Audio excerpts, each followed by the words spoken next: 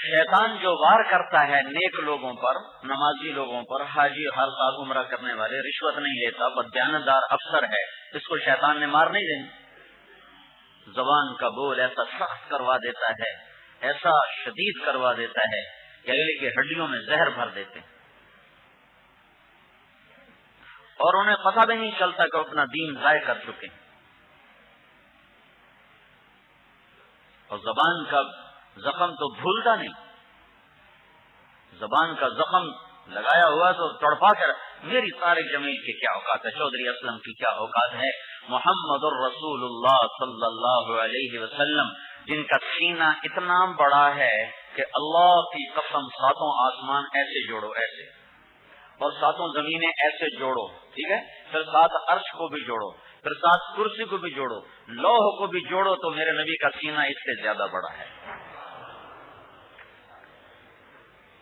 یہ کیوں کہہ رہا ہوں؟ کوئی ایسے اندھی عقیدت میں نہیں کہہ رہا ہوں، یہ دلیل سے کہہ رہا ہوں کہ اگر اللہ اپنے نور کی ایک تجلی ظاہر کر دے، ایک تجلی، تو ساتوں زمین آسمان اور عرش اور لوح اور قلم اور کرسی اور جنت اور دوزخ ہر شے جل کے راکھ ہو جائے، ہر شے جل کے راکھ ہو جائے، ایک تجلی ظاہر کر دے۔ اور میرا نبی وہ نبی ہے جس نے اللہ کی ساری تجلیوں کو سینے میں برداشت کیا ہے، جس کا ابتدائی درجہ یہ ہے کہ آدمی حلال اختیار کرے، حرام سے بچے، اور یہی ابتدائی درجہ ہی مطلوب ہے۔ انتہائی درجہ یہ ہے کہ اسباب سے توجہ ہٹ جائے، اسباب سے نظر ہٹ جائے، یہ آخری درجہ ہے، یہ مطلوب نہیں ہے، مطلوب ابتدائی درجہ ہے۔ ابتدائی درجہ وہ آخری درجہ کی دعوت نہیں ہے، ابتدائی درجے کی دعوت کہ ہر مسلمان حلال اسباب اختیار کرے اور حرام سے بچے، تو وہ یقین والا ہے۔ سبب چھوڑ دینا اور کہنا اب اللہ سے لوں گا، یہ اس یقین کی دعوت شریعت نے نہیں دی، اس یقین کی دعوت شریعت نے نہیں دی۔ کیسا بے وقوف ہے؟ اللہ حضرت سعد بن ابی وقاص کو ہارٹ اٹیک ہوا تو اللہ کے نبی نے فوراً دوائی تجویز کی کہ 7 کھجوریں عجوہ گٹھلی سمیت 30 کے اس کو کھلاؤ، اور حارث بن کلدہ کے پاس اس کو بھیجو، اس کا علاج کرے۔ یقین کا ادنا درجہ، ابتدائی درجہ کہ اسباب کو حلال طریقے پر اختیار کرے اور حرام سے بچے، یہ یقین والا ہے، یہ توکل والا ہے۔ اعلیٰ درجہ ہے اسباب کا ہونا نہ ہونا برابر ہو جائے، نظر اس سے ہٹ جائے، یہ اعلیٰ درجہ ہے مقربین کا۔ فَاعْلَمْ أَنَّهُ لَا إِلَهَ إِلَّا اللَّهُ، یہ ابتدا ہے، اور انی وجہت وجہ للذی فطر السماوات والارض حنیفا وما انا من المشرکین، یہ انتہا ہے جس پر ابراہیم علیہ السلام کھڑے ہیں۔ لیکن اس امت سے جو مطلوب ہے وہ اسباب کو اختیار کرتے ہوئے اللہ پہ توکل کرنا ہے۔ نبیوں کے بعد سب سے بڑے ایمان والے ابو بکر رضی اللہ تعالیٰ عنہ ہیں۔ اللہ کے نبی نے فرمایا ابو بکر کا درجہ تمہارے اندر اس کے اعمال کی وجہ سے نہیں ہے، بل لما وقر فی قلبہ، بلکہ اس کا درجہ تمہارے اندر جو بڑا ہے وہ اس یقین کی وجہ سے جو اس کے دل میں گڑ چکا ہے، اس یقین کی وجہ سے ہے جو اس کے دل میں گڑ چکا ہے۔ اور جب ابو بکر رضی اللہ تعالیٰ عنہ خلیفہ بنائے گئے تو اگلے دن چادریں موڈے پہ ڈال کر بازار میں جا رہے، تو سامنے سے حضرت عمر مل گئے، کہنے کہ بھائی کدھر جا رہے ہو؟ کہا میں اپنے کپڑا بیچنے جا رہا ہوں۔ اور کدھر جا رہا ہوں؟ تو انہوں نے فرمایا یہ حکومت کون سنبھالے گا؟ تو ابو بکر نے فرمایا تو میں بچوں کو روٹی کہاں سے کھلاؤں گا؟ تمہارا 3 چلے والا کوئی ہوتا تو فوراً کہتا ابو بکر کو تو اللہ سے لینا ہی نہیں آتا، ابو بکر کو تو اللہ سے لینا ہی نہیں آتا۔ ابو بکر کہہ رہے ہیں میں بچوں کو روٹی کہاں سے کھلاؤں؟ اللہ اکبر، یہ ہمیں سبق دیا جا رہا ہے۔ ابو بکر نے سارا مال پھونک دیا 2 دفعہ، ہجرت کے موقع پر سب کچھ اٹھا کے لے گئے اور تبوک کے موقع پر سب کچھ لا کے دے دیا، لیکن اس امت کو اسباب کا پابند بن کے چلنے کا سبق دیا جا رہا ہے۔ پھر حضرت عمر رضی اللہ تعالیٰ عنہ بھی آگے نہیں کہہ رہے تو اللہ سے مانگ، براہ راست اللہ سے لے، تو کیا چادریں لے کے جا رہا ہے؟ کہ چلو واپس چلو۔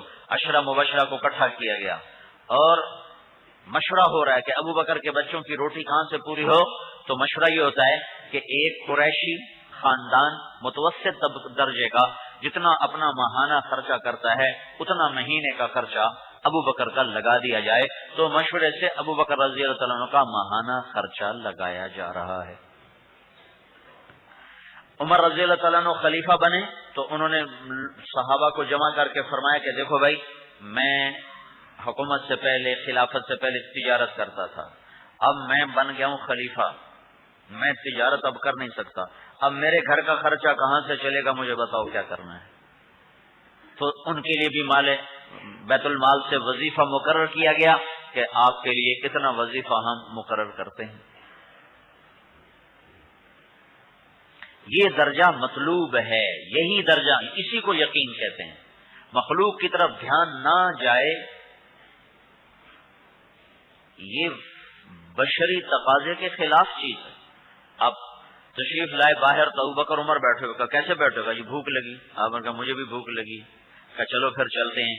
تینوں ابو ایوب انصاری کے گھر جا رہے ہیں کھانا کھانے کے لیے، مسجد نہیں گئے، مسجد بھی جاتے ہیں، لیکن یہ ہمیں سبق ہے، ہمارے لیے سبق ہے۔ چلو بھائی، یہ ترغیبی جملے ہیں، بیماری میں تمہیں دوائی کا دھیان نہ آئے، یہ ترغیب کا جملہ ہے، مطلب یہ نہیں کہ تمہیں دوائی کا خیال نہ آئے۔ جیسے اللہ کا نبی کہتا ہے شرک نہ کرنا چاہے قتل کر دیا جاؤ، یہ ترغیبی جملہ ہے، ورنہ خود قرآن کہہ رہا ہے کہ تم جان بچانے کے لیے شرک کر لو، بعد میں توبہ کر لو۔ الا من اکرہ وقلبہ مطمئن بالایمان، ماں باپ کی اطاعت کر، چاہے یہ کہیں بیوی کو طلاق دے دے، یا صحیح حدیث ہے اور تم فضائل اعمال میں لکھی ہوئی ہے کہ اگر وہ کہیں بیوی کو طلاق دے تو دے دے، تو پوچھو علماء سے کہ ماں باپ کے کہنے پر بیوی کو طلاق دے سکتا ہے؟ پوچھو کسی مفتی سے، نہیں دے سکتا۔ صرف ماں باپ کے کہنے پر اپنے گھر کو اجاڑنے کا حکم نہیں ہے، وہ ترغیب کا جملہ ہے، مبالغے کا جملہ ہے، مطلوب یہ نہیں ہے، مقصود یہ نہیں ہے۔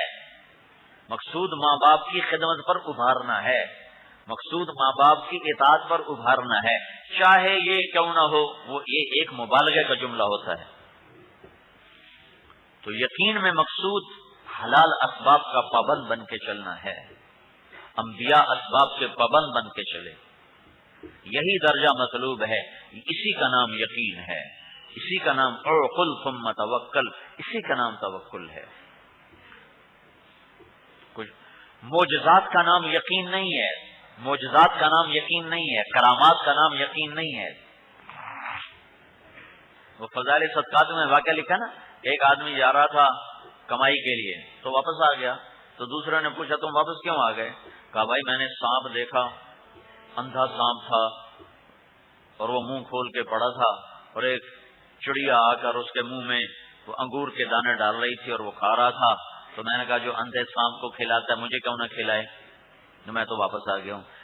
مکمل واقعہ یہ نہیں، جس کتاب سے یہ واقعہ نقل کیا گیا ہے اس کتاب میں اگلا حصہ بھی لکھا ہوا ہے۔ تو اس آدمی نے کہا تمہیں سانپ بننے کا خیال آیا، تمہیں چڑیا بننے کا خیال کیوں نہ آیا؟ تمہیں چڑیا بننے کا خیال کیوں نہ آیا کہ میں کسی کے لیے ذریعہ بن جاؤں، میں کسی کے لیے وسیلہ بن جاؤں، میں کسی کے گھر چلانے کا سبب اور ذریعہ بن جاؤں۔ عبداللہ بن مبارک فرمایا کرتے تھے مجھے کمانے کی ضرورت نہیں ہے، لیکن میں سفیان بن عیینہ کے مدرسے کو چلانے کے لیے اور فضیل بن عیاض کی خانقاہ کو چلانے کے لیے کماتا ہوں کہ میں ان پہ خرچ کرتا ہوں۔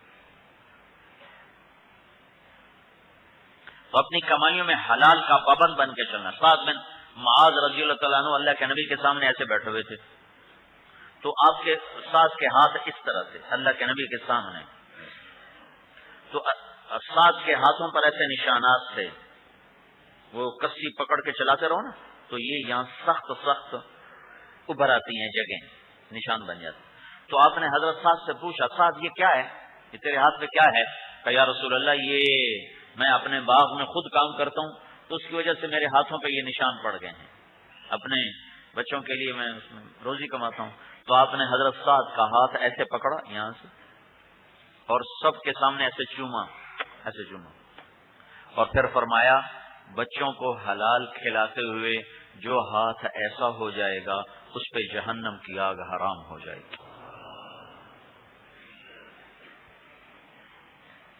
تو بھائی براہ راست اللہ سے لینے کا یہ مطلب ہرگز نہیں ہے کہ تم کام چھوڑ کے کہو بس اللہ سے ہوتا ہے مخلوق سے نہیں ہوتا، اور پھر انتظار میں کب کون آئے گا دینے کے لیے۔ ایک ہمارا ساتھی تھا بنگلہ دیش کا، تو ایسے ہی یقین کے واقعات سے ان کو اس نے ایک پتھر اٹھا لیا اور بستر میں ڈال لیا، روزانہ تہجد میں دعا کرے یا اللہ تو براہ راست دے اس پتھر کو سونا بنا، اس پتھر کو سونا بنا۔ 1 مہینہ اٹھا کے پھرتا رہا، اس نے کہا سونا بننا تھا، 2 سیر کا وزن مفت میں اٹھائے پھرتا تھا، 1 مہینے کے بعد پھر پھینک دیا، یہ تو پاتور ہی ہے، پاتور سونا تو بنا نہیں۔ تو معجزات کا نام یقین نہیں ہے، کرامات کا نام یقین نہیں ہے۔ مخلوق کا تاثر ایک بشری چیز ہے، ایک طبعی چیز، یہ کوئی یقین کے خلاف نہیں۔ مخلوق کا تاثر، موسیٰ علیہ السلام نے سانپ دیکھا، ڈنڈا دیکھا، ڈنڈے کو سانپ بنتے ہوئے دیکھا، اور پھر ہاتھ کو روشن ہوتے دیکھا۔ اتنا کچھ دیکھنے کے بعد اللہ نے کہا اذهب الى فرعون انه طغى، جا فرعون کو دعوت دے، وہ سرکش ہو گئے۔ تو موسیٰ علیہ السلام نے کہا یا اللہ مجھے ڈر لگتا ہے، مجھے مار دے گا، اخاف ان یقتلون، مجھے ڈر ہے مجھے مار دے گا۔ تو کیا موسیٰ علیہ السلام کا یقین کمزور تھا؟ یا موسیٰ علیہ السلام مخلوق سے متاثر تھے؟ یہ طبعی اور فطری تاثر ہے، اس سے کوئی نہیں نکل سکتا۔ مخلوق کا دھیان آنا کوئی یقین کے خلاف نہیں۔ غلط قدم اٹھانا، یہ راشی رشوت کیوں لے رہا ہے؟ یقین خراب۔ دکاندار نماز کیوں چھوڑ رہا ہے گاہکوں کے پیچھے؟ یقین خراب۔ سود خور سود پہ کام کیوں کر رہا ہے؟ یقین خراب ہے۔ جھوٹ بول کے سودا کیوں بیچ رہا ہے؟ یقین خراب ہے۔ ملاوٹ کیوں کر رہا ہے؟ یقین خراب ہے۔ کھوٹا سودا کیوں بیچ رہا ہے؟ یقین خراب ہے۔ نقلی مال کیوں بیچ رہا ہے اصلی بنا کے؟ یقین خراب ہے۔ جس کا یقین اللہ پر ہوتا ہے وہ اسباب کی صحیح رعایت کرتا ہے۔ حضرت عبد الرحمن بن عوف رضی اللہ تعالیٰ عنہ 10 بڑے صحابہ میں ہیں، 10 بڑے صحابہ میں۔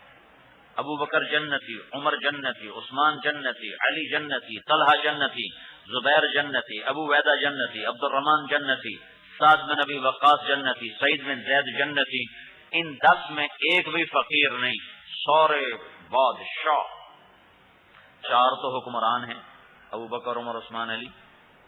ابو عبیدہ گورنر، سعد بن ابی وقاص گورنر، طلحہ کے بحری جہاز تجارت پہ چلتے تھے، زبیر بن عوام کے کھیت میں 1000 غلام کام کرتے تھے۔ 1000 غلام، نوکر نہیں، غلام، 1000 غلام، سارے مالدار لوگ۔ اصحاب صفہ میں ایک بھی نہیں جو 10 مبشرہ میں ہو، اصحاب صفہ میں ایک بھی نہیں جو مجلس شورا میں ہو۔ تو یقین کا جو درجہ مطلوب ہے وہ اسباب کو صحیح استعمال کرنا اور اللہ پہ چھوڑ دینا۔ مالک پہ ڈوری چھوڑ دے، ڈوری لے لیکن مالک پہ چھوڑ۔